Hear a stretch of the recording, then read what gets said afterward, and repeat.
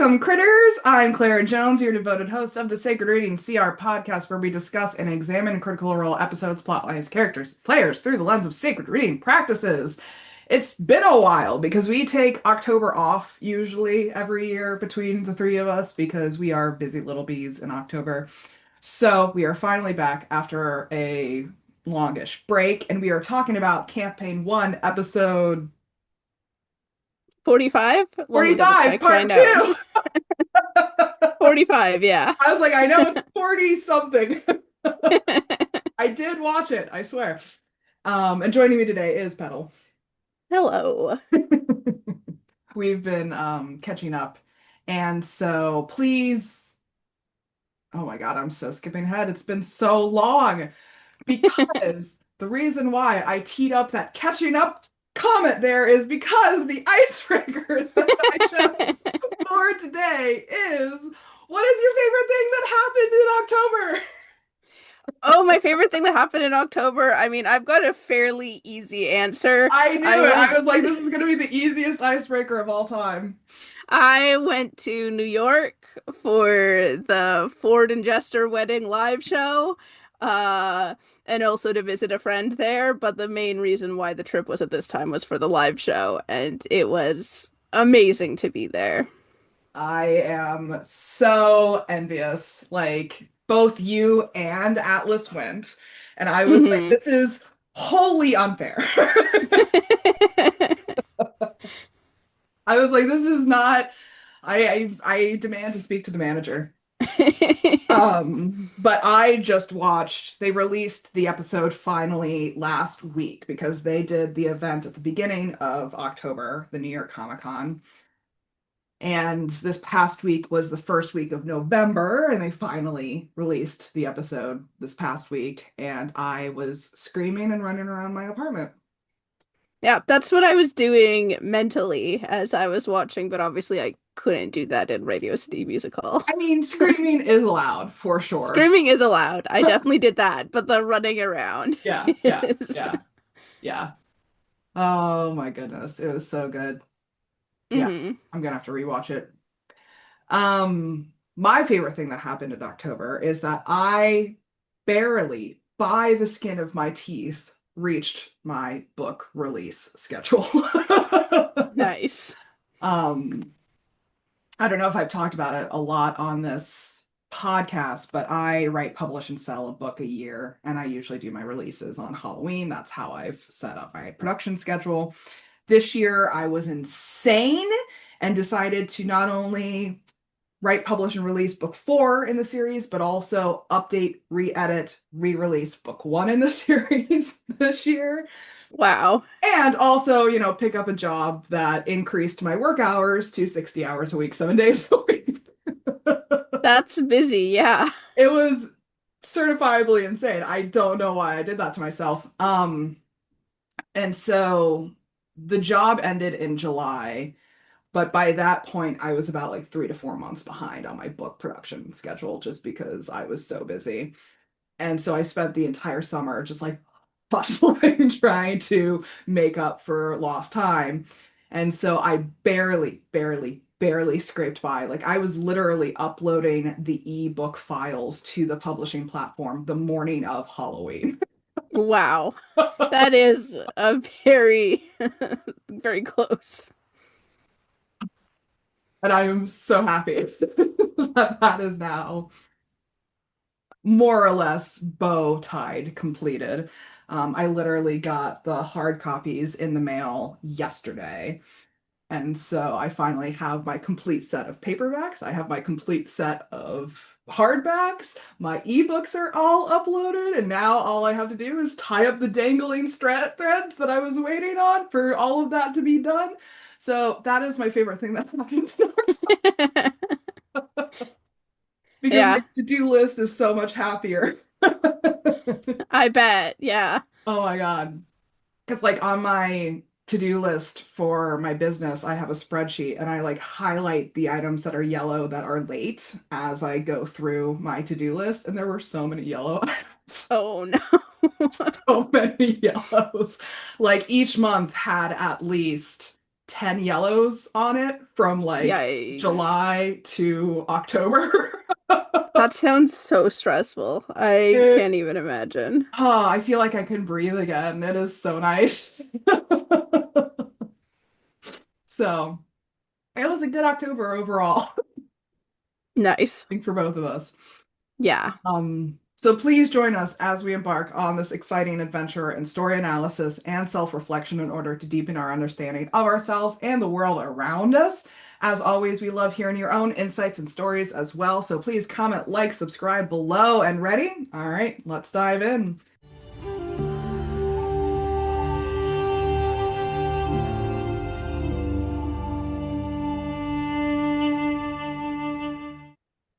As we open this podcast episode, Petal, take it away. Yeah, so we begin with Vox Machina waking up and getting ready for the day. Vex leaves her room to find Vax outside of it. He hugs her and emotionally tells her not to die again. Vex tells him that she heard that he saved her in a really creepy way. She offers him Deathwalker's ward. He says that he wasn't doesn't want it, but he takes it anyways. As the rest of Vox Machina wake up, Keyleth locks eyes with Vax as he's holding the armor in the hallway but says nothing. Vox Machina come together, and after some discussion and preparation, they head out north. They make their way to the Stone Giant Fortress and caves. Percy gives Vex a siege arrow as an apology for accidentally killing her, and in return, she kisses him on the cheek. Vox Machina solidifies their plan for facing Galdric. Once they're ready, Scanlan dramatically releases the hold on the crystal containing Galdric. Black smoke emerges, taking the form of a large wolf. Scanlan tries to calm him while Trinket growls. Keyleth attempts to calm Trinket down. Vex stealths towards the wolf. Percy attempts to call Galdric to him, who responds by lashing out at Percy's hand, biting it. Keyleth casts Speak with Animals and bows before the wolf. He stops growling. Keyleth tells him that Pervon died a great champion to the Raven Queen and that she now has a new champion. Vax gets thrust forward half-dressed in Deathwalker's ward as he had only just begun putting it on. Uh, Vax kneels and Keyleth explains that a great darkness has fallen upon the Galdric resistance and presents Vax as a new master.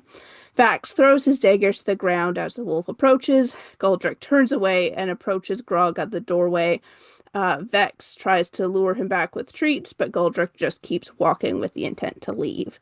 Grog takes out Craven Edge and sinks it into the earth and demands that Galdric heal. The wolf turns and inspects the blade, sitting when Grog commands.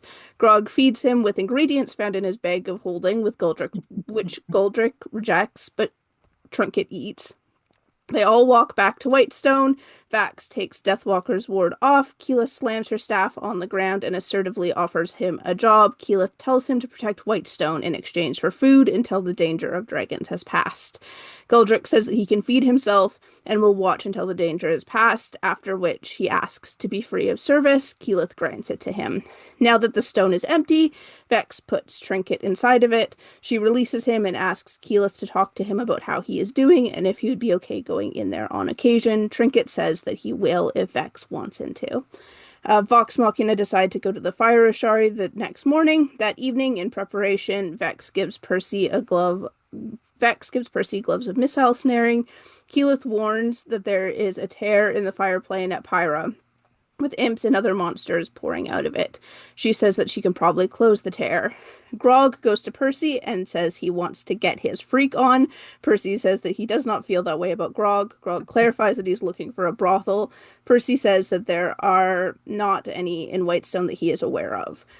Grog says that he was asking for Scanlan and to keep it between the two of them. Percy says that Grog's secret is safe with his indifference. Vax goes out and buys a short sword.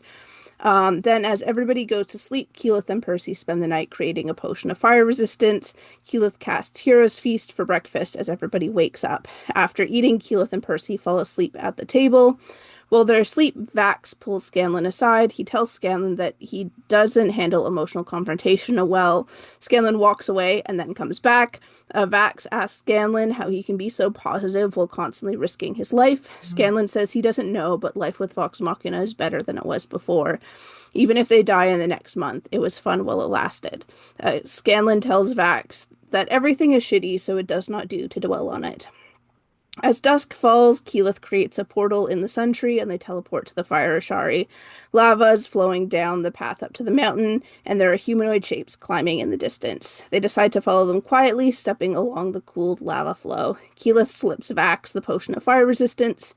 The humanoids work to cool and stop the lava throw. Keyleth uses Skyrite to write greeting. They respond saying that survivors remain. Keyleth tells them that help has arrived. Vox Machina continues to climb towards them, Vex and Scanlan taking levels of exhaustion from the heat as they go.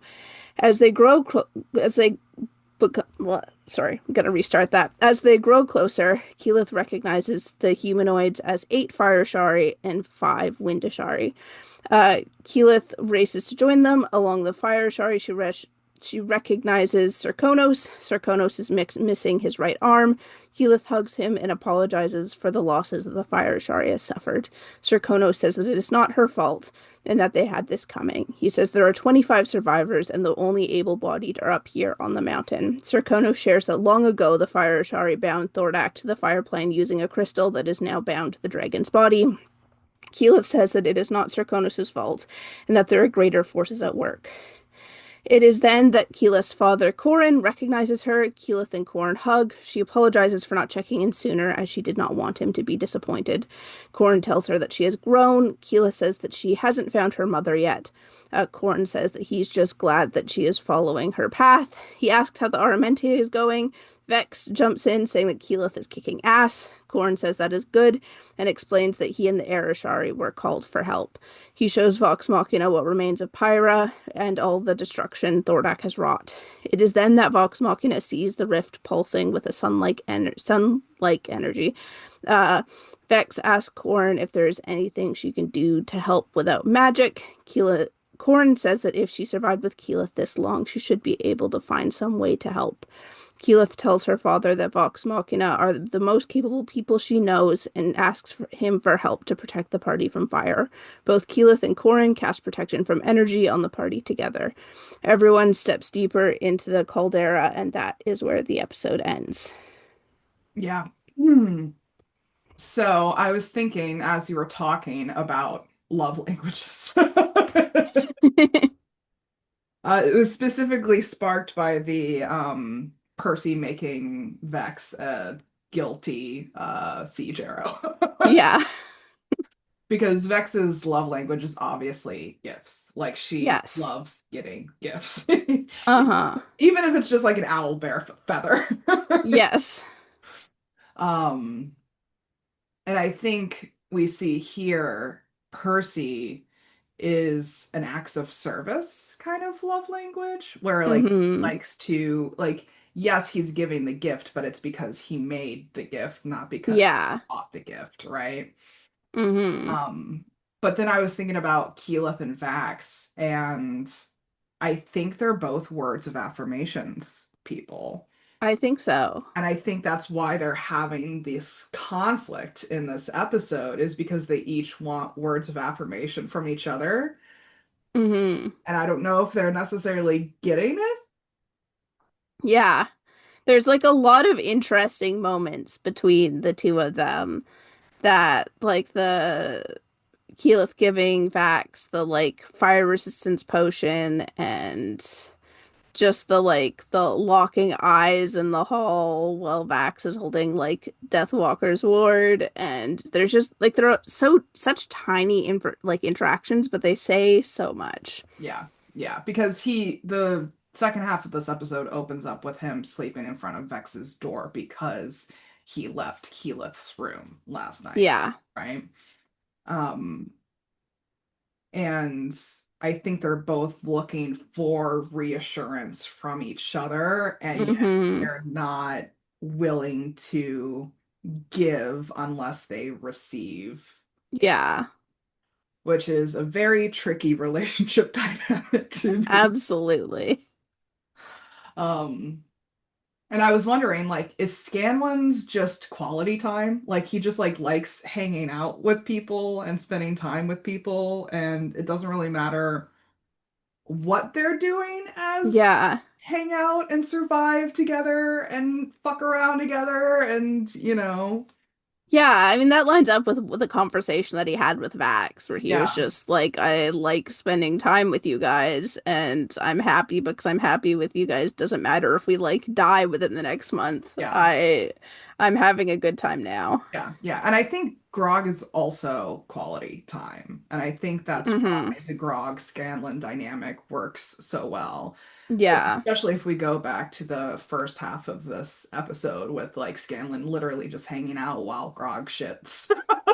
Yeah. Like, it's like we're just hanging out in the bathroom, two bros, broing. Yeah, exactly. Um, but yeah, it's interesting how these different dynamics work together because I've always kind of been confused by Keyleth's relationship with her father.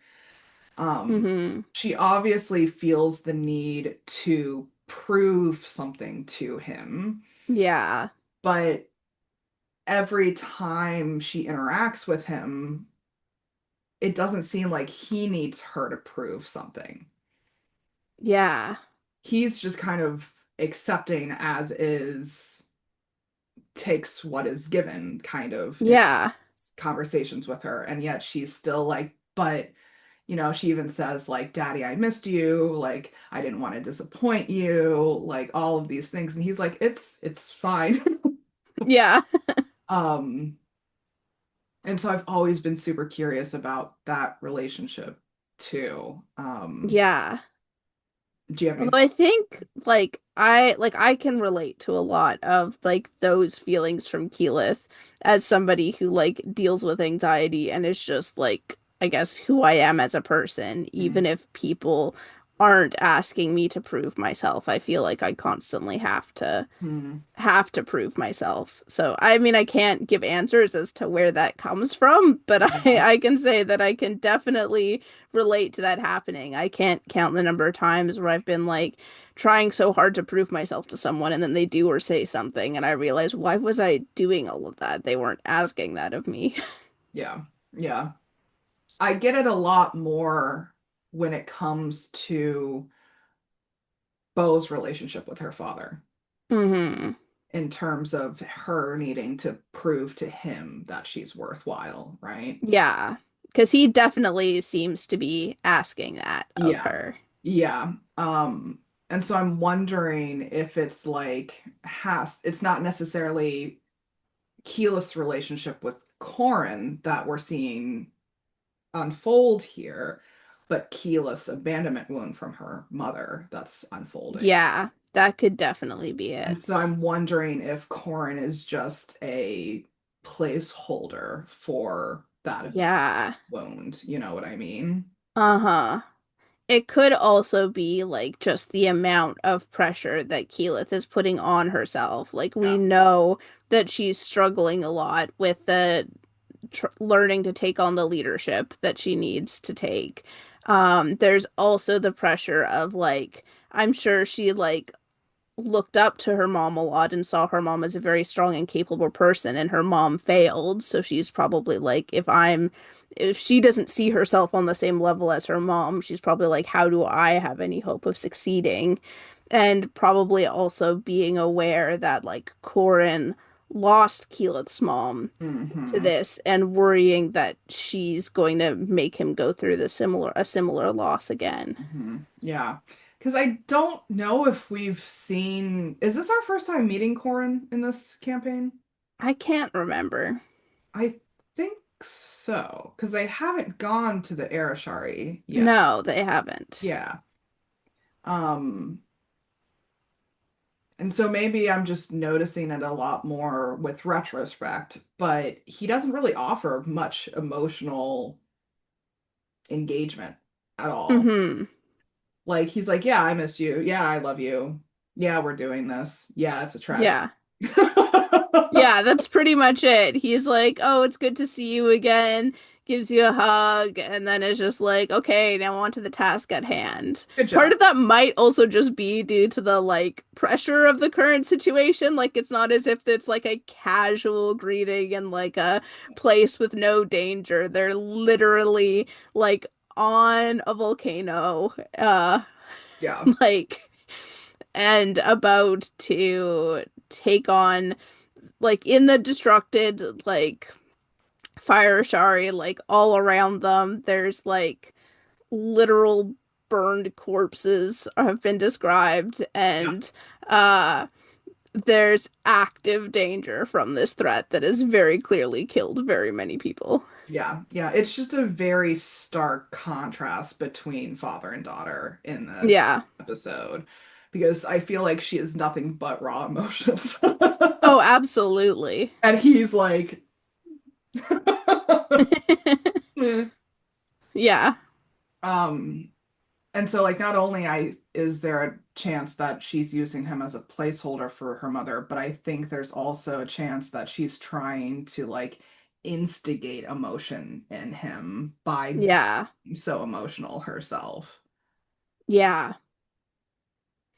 Yeah, it definitely seems like throughout this episode, she's like seeking to meet an emotional need that she can't seem to get met. Yes, yes. And it's strange when you then look at the Keyleth Vax dynamic too, because he was the one that initiated emotion in their relationship, right? Yeah. And so it's almost like their roles are reversed in Mm-hmm. particular dynamic too, which may be why she's struggling so much to emotionally engage with Vax. Yeah.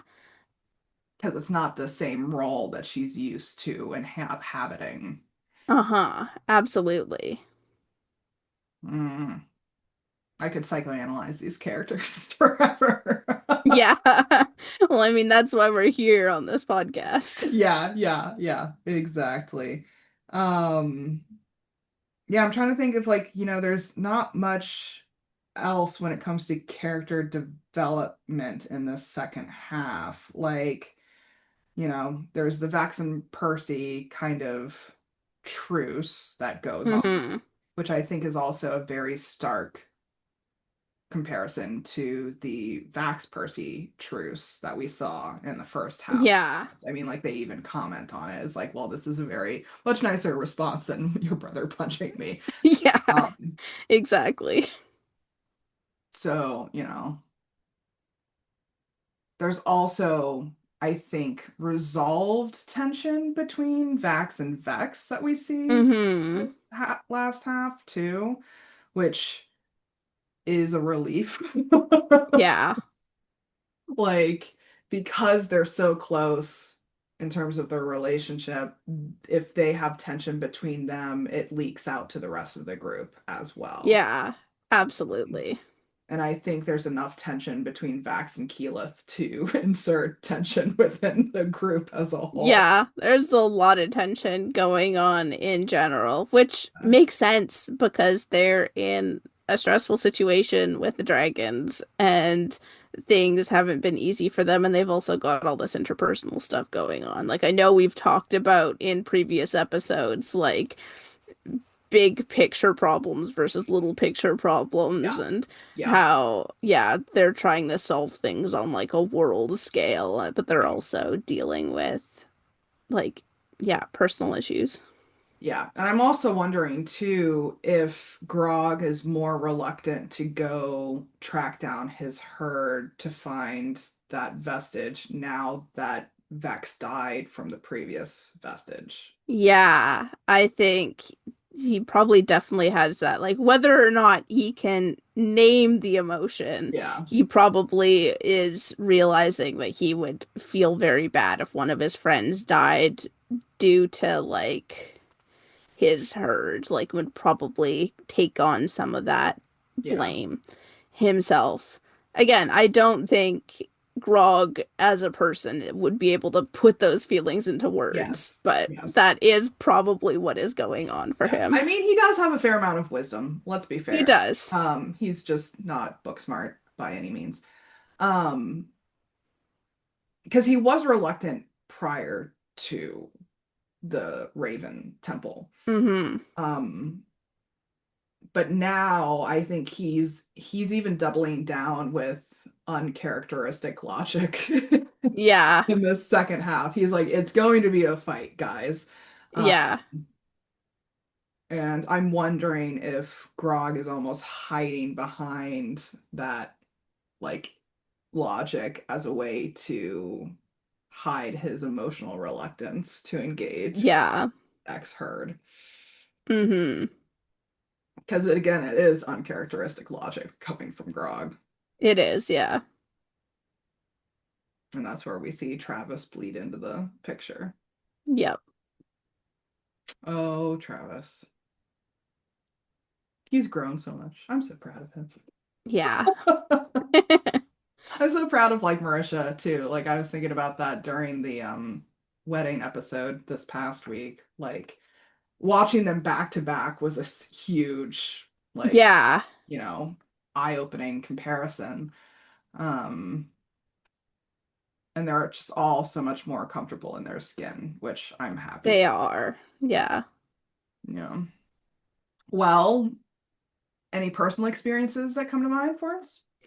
Well, I've already touched on it a bit, but I've started thinking as we've been talking about kind of like my own way of dealing with emotions and Mm. trying to prove things to people in relation to how Keyleth is. I see a lot of like my past self in Keyleth in terms of like I've got a lot of my anxiety under wraps now, but I didn't used to. And but like even now I can still kind of see like threads of it because like my anxiety hasn't gone anywhere. I've just gotten better of at dealing with it, but that doesn't mean that I'm good at dealing with it 100% of the time. But just that like raw emotion, that like feeling that pressure and need to prove yourself regardless of whether other people are actually asking that of you and like yeah,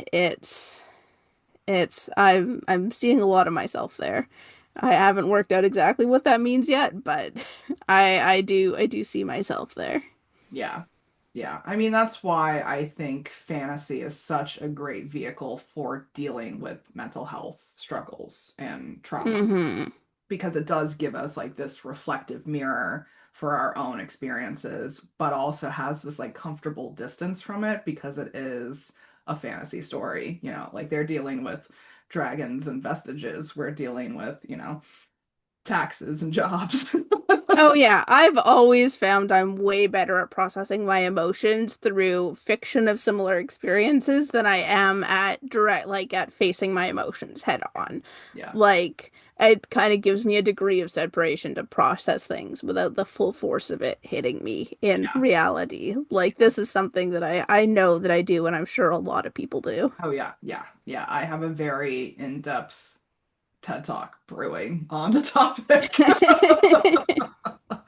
I got called out on my anxiety this past week, honestly. I was speaking to a networking colleague who, like, it was our first introductory call, and she was like, she's a body language expert, and she specializes in helping people understand micro expressions specifically, which is fascinating to begin with. Second off, she was like, "Are you anxious?" And I was like, "Yes." It was like, I'm being called out. Because she noticed my anxiety breathing pattern. And Interesting. I was like, rude but accurate.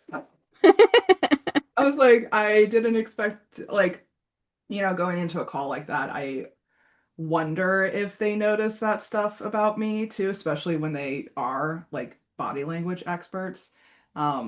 And she was like, yeah, she's like, I'm gonna work you through a breathing exercise. And I was like, all right, please.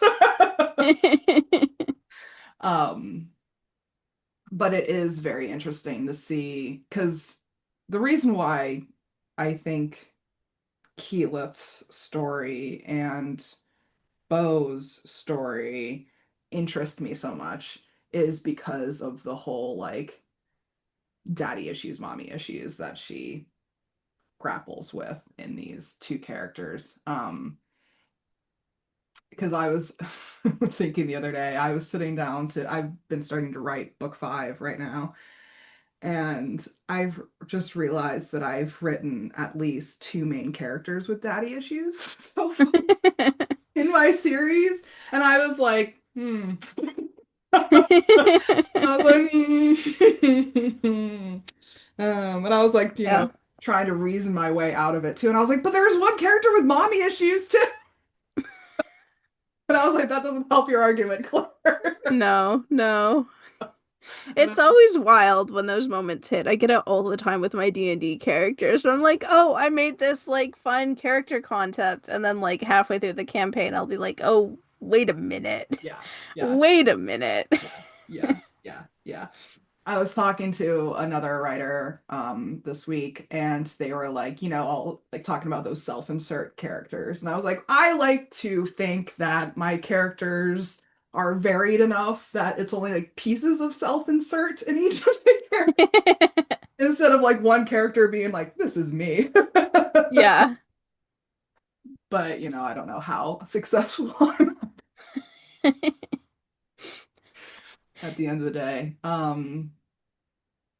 Yeah, because I've also felt the need to like prove myself over the years, and that's primarily because of my, parental issues that I grew up with. So I can understand how frustrating I think it can be for Keyleth in this situation to not get emotion back from her father in this Yeah. conversation. Um, because I've often had to do that too in the past of like being so emotional that they have to pay attention to all my emotions instead of just like ignoring them. Hmm. And I'm like, Elith, I see you. Yeah. Yeah. Uh, it's rough sometimes. Hmm. Well, what are we gonna do about it? Yeah, that is the question. Mm-hmm. Uh, right now, I've just kind of been thinking a lot of I am starting to apply to grad school to get my master's of library and information science. And I've been having a lot of anxiety crop up because of that, because I really want to get in, and I'm worried that I won't. And it's always so interesting to me because I'm like, I feel like I have my anxiety so under wraps most of the time, but when I enter a new situation, I'm like, oh, it's still there. I'm just very comfortable in my current life. And so, I don't know, I think thinking about this and thinking about Keyleth's anxiety and my own anxiety, just uh gotta I don't know where I'm going with this. But I think it just gives me more to think about in terms of this and in terms of like managing my mental health and also trying to make sure I don't let my anxiety take over while I'm doing these applications uh, so that I can make them the best that they can be and I stand the best chance of getting in. Yeah. I mean, it's hard sometimes when you think of your mental health issues as an obstacle. You know what I mean? Like, I don't want my Yeah. anxiety to ruin my applications kind of thing. Mm-hmm. I was applying to a job the other day and there's all of those like disability acknowledgments. I don't know what they call them, like where you say like, yes, I'm blind or yes, I have ADHD or yes, all of these like disability disclosure agreements. Mm-hmm. And while I have been diagnosed with depression and anxiety over the years, I've never looked at it as like a specific disability. And so I've never listed it as like a disability Mm-hmm. acknowledgement on job applications. But the one that I was doing this week was specifically for a mental health company. And so Mm-hmm. a good portion of my answers to their application had to deal with my struggle with mental health issues over the years. And then I got to that disability question and I was like, but it's not, I still don't consider it a disability per se. It's weird because it's so personal and unique how you engage with your mental Mm-hmm. struggles. Yeah. Um, yeah, that's a statement. Yeah. That's period. It's hard Um, to have like clear action statements about like mental health and things that are kind of like ongoing theoretically forever. Um, Especially when we're just talking about like the nebulous concept of mental health and not necessarily specific situations. Yeah, yeah, yeah. Um, because I would agree with you in the sense of I generally have a good handle on my depression and anxiety when it does. Hmm. But I do have to say that working 60 hours a week does not help. No, I would imagine not.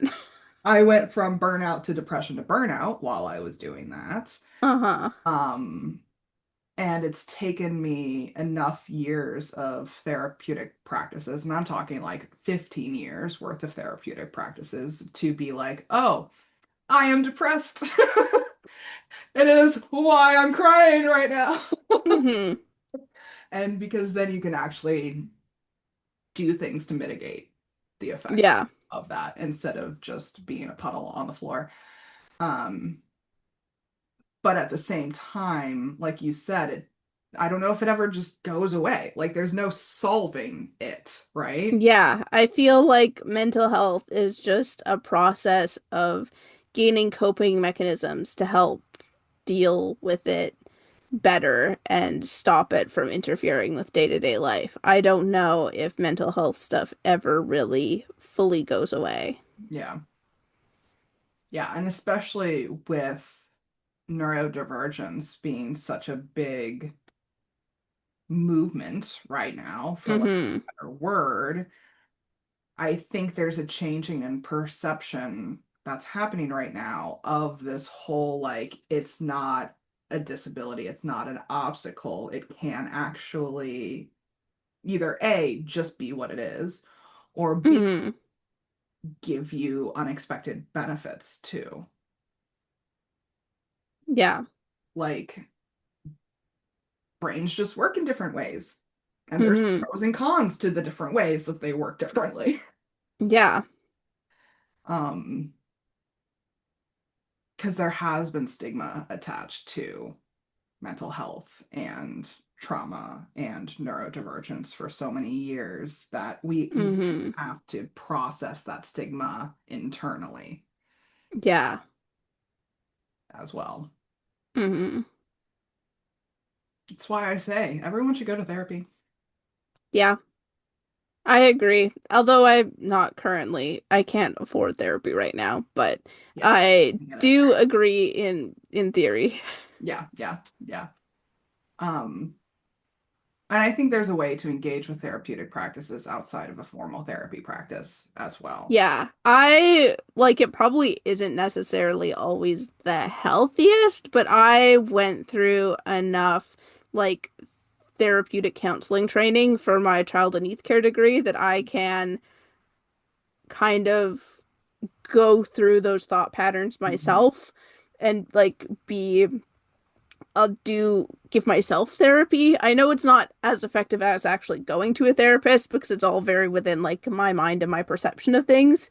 But I feel like I've cultivated a good skill of like stepping back and like doing it well enough that I can continue to function in my day-to-day life. Mhm. Ideally, yes, someday I would like to see like a regular therapist and not have to rely on trying to like fix everything myself, but I do feel like I have been able to like gain those skills to be able to moderately function. Moderately functioning is kind of the goal, honestly. Yeah. Yeah, yeah. One of my therapists, this is something that I think about all the times. She dropped this line on me and I was like, I need to go process that for 10 years. Thank you. Um, Constant self-improvement is a form of self-harm Interesting. because you're already always positioning yourself as less than. Interesting. See, this is why I need to go to an actual therapist and not just give myself therapy. You've just given me something to think about. Yeah, she said that and I was like, rude but accurate. Thank you. Um, and I've still to this day trying to put that into practice Hmm. of being like, maybe it's okay if I don't put away my laundry immediately. Maybe it's okay Yeah. if I let my dirty dishes pile up. Maybe it's Yeah. okay if I have a mountain of recycling. Yeah.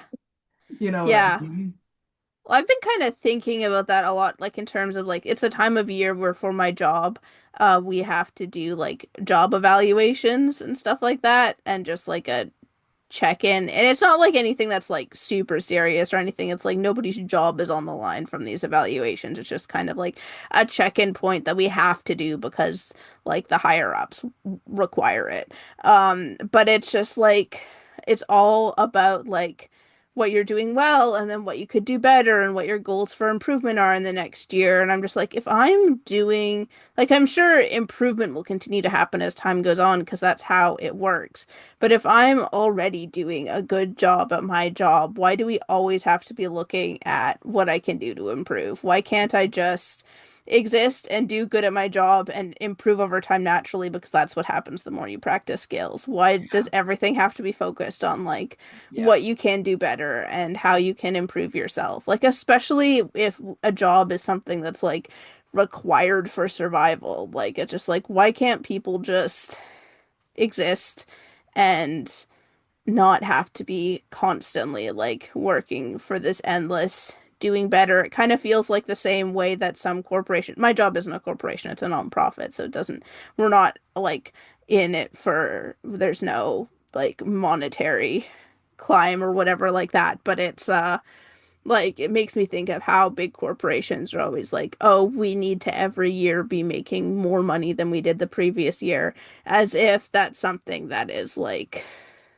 possible to do like into infinity. Yeah. Like it's just like at what point can people just exist and like as long as you're doing enough and making enough to do your job, like achieve what you need to for your job and uh like make the money you need to survive, why can't it just sit there?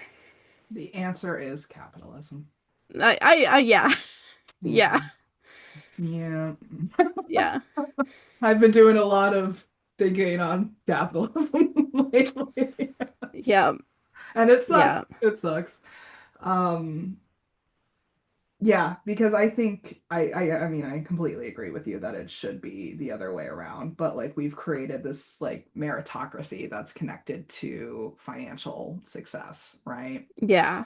Um, especially when like I've been reading a lot of reports lately when it comes to like Gen Z job expectations and how so many Gen Zs that are polled think that to be successful you have to be making like $400,000 a year.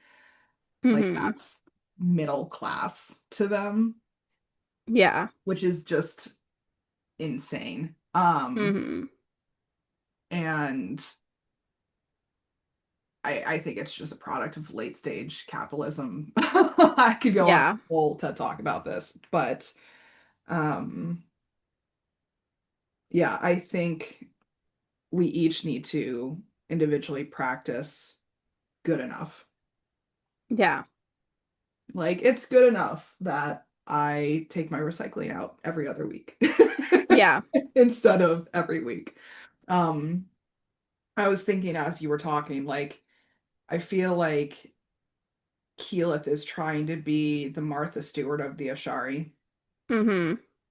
like perfect in every single way, like the Mary Poppins of the Yeah. Ashari. And it makes me so curious as like when was that belief instilled in her that she had to be Yeah. that? I feel like that's a common belief for any sort of like position of leadership.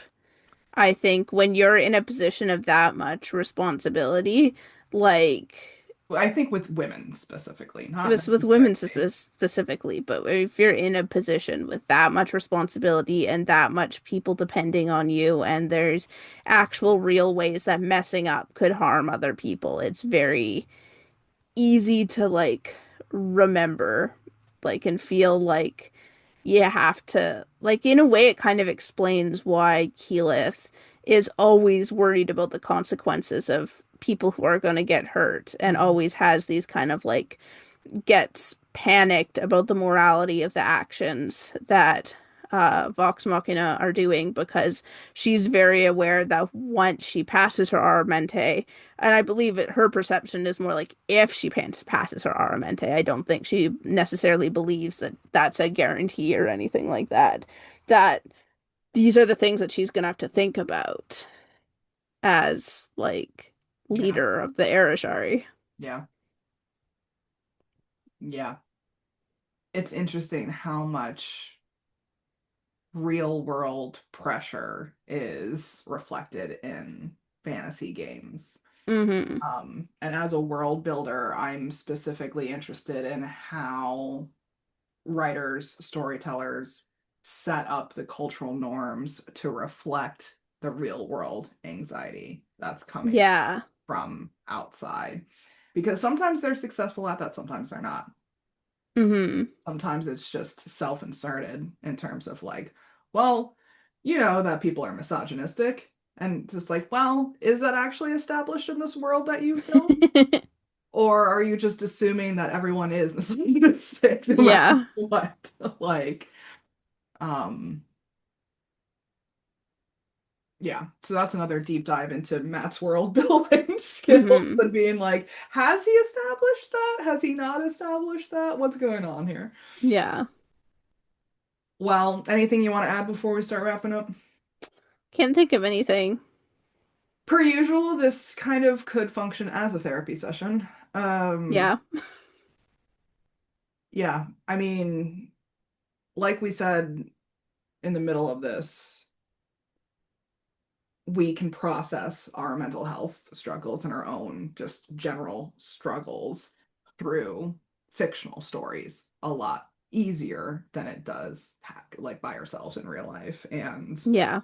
I think that is one of the major benefits of doing like a sacred reading practice is to actually think critically about how that exchange happens. Um, Yeah. because I don't think many people are even aware of that happening when it does happen, Mm-hmm. Yeah, absolutely. which isn't bad. It's not bad or good. It's just, Yeah, enjoying media doesn't have to be for like exactly. for self-improvement as we were talking about. Yeah. Like it's something that can happen and can be helpful, but sometimes you can just watch something because you enjoy it Yeah. and you don't need to think about Yeah. the like how it impacts you. Yeah. Yeah. But I'm personally excited by the increase that we're seeing in this. Uh, Hmm. have you been seeing like stuff about the rise of the like intellectual influencer? No, I haven't. There's a really interesting trend happening right now where it's not necessarily charisma that is highlighting certain influencers in the online space anymore. It's information analysis that's highlighting Interesting. certain influencers in the online space right now. And so there's been this like interesting rise in information curators as influencers more so than just like sheer personality and charisma, Hmm. Interesting. which as a nerd, I am happy to see. Hmm. But we'll see how that plays out. Yeah. This is powerful stuff that we're talking about. An audience, we definitely encourage you to share your own thoughts, feelings, insights, and stories with us as well. We'd love to know how Critical Role episodes like these have impacted you in your own lives. Special thanks to Petal for joining me on this episode. It's been a pleasure. Yeah, thanks for having me. So next time we'll be discussing Campaign 1, Episode 46, Part 1, and joining me will be Atlas, so I'm excited for that. As always, I'm looking for more co-hosts and guests, so if you're interested in coming on and nerding out with me, I am happy to do so. In the meantime, please comment, like, subscribe below, follow us on Tumblr at Sacred Reading CR for all the juicy updates, and I did spend some time in October updating the Tumblr, so it should be up to date. Thank you, thank you. Until next time, may all beings be peaceful, may all beings be free, and be the chaotic good you wish to see in the world. Take care, guys. Bye.